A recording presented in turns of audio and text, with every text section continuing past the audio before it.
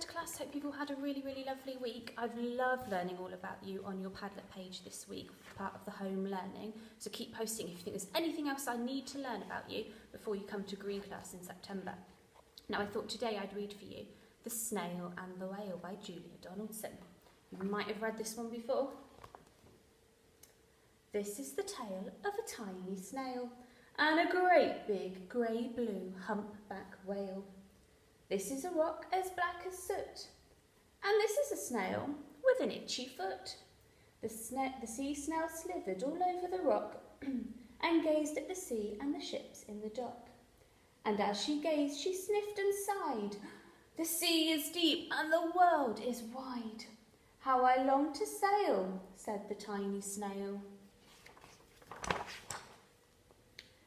These are the other snails in the flock, who all stuck tight to the smooth black rock, and said to the snail with the itchy foot, "Be quiet, don't wriggle, sit still, stay put."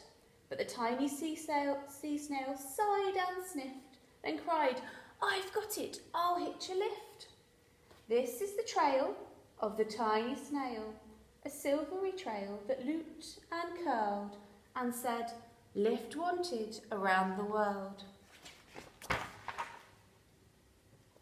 This is the whale who came one night when the tide was high and the stars were bright, a humpback whale immensely long, who sang to the snail a wonderful song of shimmering ice and coral caves and shooting stars and enormous waves. And this is the tale of the humpback whale. He held it out of the starlit sea and said to the snail, "Come sail with me." This is the sea so wild and free that carried the whale and the snail on his tail to towering icebergs and far-off lands, with fiery mountains and golden sands. These are the waves that arched and crashed, that foamed and frolicked and sprayed and splashed, the tiny snail on the tail of a whale.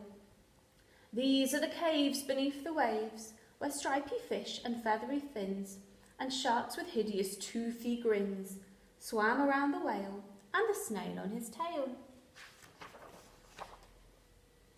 This is the sky so vast and high, sometimes sunny and blue and warm, sometimes filled with a thunderstorm, with zigzag lightning flashing and frightening the tiny snail on the tail of the whale. And she gazed at the sky, the sea, the land, the waves and the caves and the golden sand. She gazed and gazed, amazed by it all. And she said to the whale, "I feel so small." But then came the day the whale lost his way. These are the speedboats running a race, zigging and zooming all over the place, upsetting the whale with their ear-splitting roar, making him swim too close to the shore. This is the tide slipping away. And this is the whale lying beached in the bay. "Quick, off the sand, back to sea," cried the whale. "I can't move on land, I'm too big," moaned the whale. The snail felt helpless and terribly small. Then, "I've got it," she cried, and started to crawl. "I must not fail," said the tiny snail. This is the bell on the school in the bay, ringing the children in from their play. This is the teacher holding her chalk, telling the class, "Sit straight, don't talk."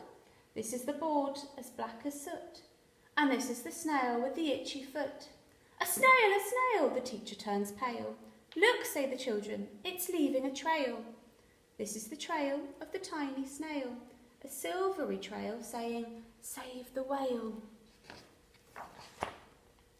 These are the children running from school, fetching the firemen, digging a pool, squirting and spraying to keep the whale cool. This is the tide coming into the bay, and these are the villagers shouting, "Hooray!" as the whale and the snail travel safely away.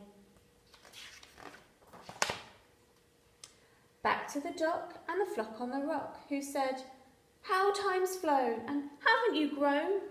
And the whale and the snail told their wonderful tale of shimmering ice and coral caves and shooting stars and enormous waves.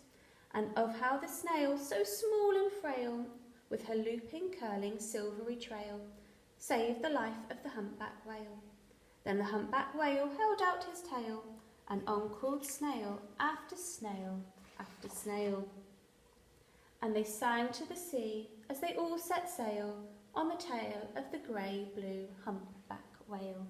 Okay, that's the end of our story this week. Now, because it's the last week of school and it's going to be the summer holidays next week, I hope you'll have a really lovely time, and I'm so excited to have you in Green class with me when you're big year ones in September. So see you all very, very soon. Bye.